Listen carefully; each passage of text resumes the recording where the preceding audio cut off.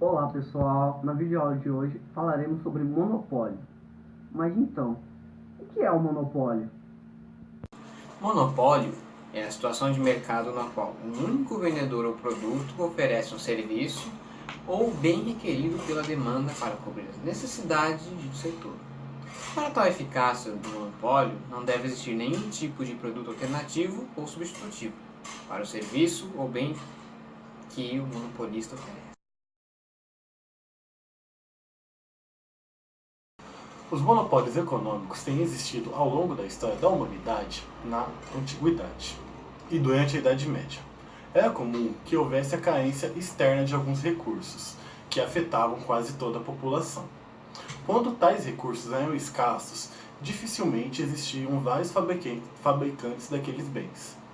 Os imperadores chineses da dinastia Han e seus sucessores usavam os monopólios para criar indústrias-chave. As agremiações medievais eram associações de comerciantes que controlavam a oferta de bens e regulamentavam preços e salários. Para que o poder monopolista possa ser exercido, as seguintes condições devem existir. Primeiramente, dispor de uma tecnologia específica que permita à empresa produzir com preços razoáveis a quantidade necessária para abastecer o mercado.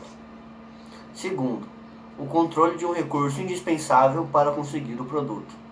Terceiro, a empresa deve ter o direito exclusivo de produzir um bem ou serviço em determinada área. Quarto, dispor do direito de desenvolver uma patente sobre o produto ou processo produtivo. Do ponto de vista da sociedade, o monopólio traz consigo alguns efeitos indesejáveis do que aquele oriundos da livre concorrência entre empresas. Menor produtividade de bens e serviços de preços maiores. Outra prática habitual dos monopólios é a discriminação dos preços, que implica na cobrança de diferentes valores para os mesmos bens e serviços, dependendo de qual parte do mercado está comprando. Os governos possuem dois papéis distintos quando se refere aos monopólios. Primeiro, de combate, através de políticas de direito de concorrência, e regulação desses mercados para evitar abusos como os cartéis. Segundo, caracteriza os monopólios coercivos. É quando o governo garante os direitos de propriedade, direitos autorais e patentes, criando monopólios legais. No Brasil, um exemplo de monopólio obrigatório ocorre na exploração de petróleo que é exclusivamente feita pela Petrobras até 1997.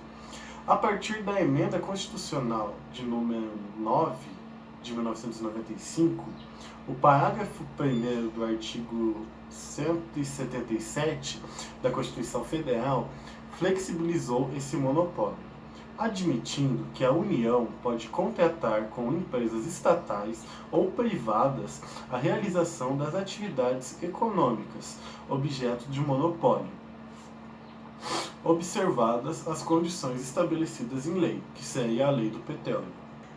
A expansão do sistema capitalista conviveu com crises econômicas que ocorreram com uma certa regularidade no século XIX e também posteriormente, sendo consideradas naturais pelos economistas liberais.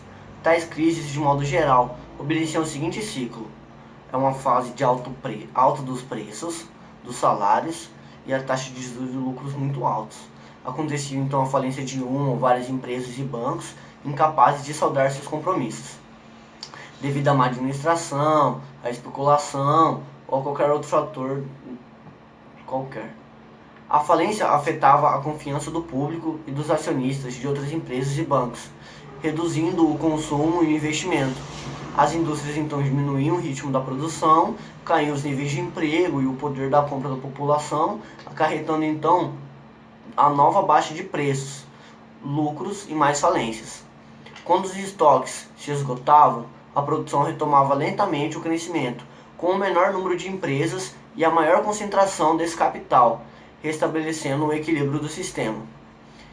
Essa característica do mercado capitalista se dá em grande parte da necessidade de ganho de escala e outros interesses dos agentes corporativos, assim como aconteceu com a Ford pouco tempo após a criação da linha de produção, onde ela, mas só ela, detinha um grande número de empresas para suprir sua linha de produção.